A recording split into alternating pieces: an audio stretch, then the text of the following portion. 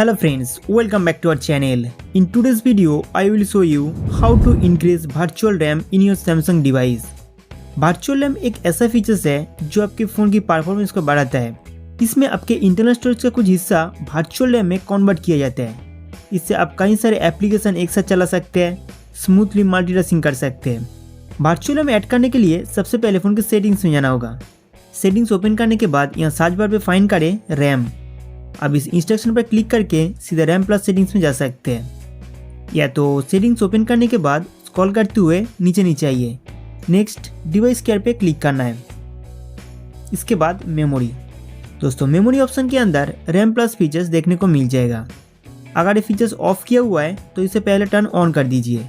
इसके बाद device restart करना होगा। रैम प्लस में कोई भी सेटिंग्स चेंज करने के बाद हर बार आपको डिवाइस रिस्टार्ट करना पड़ेगा।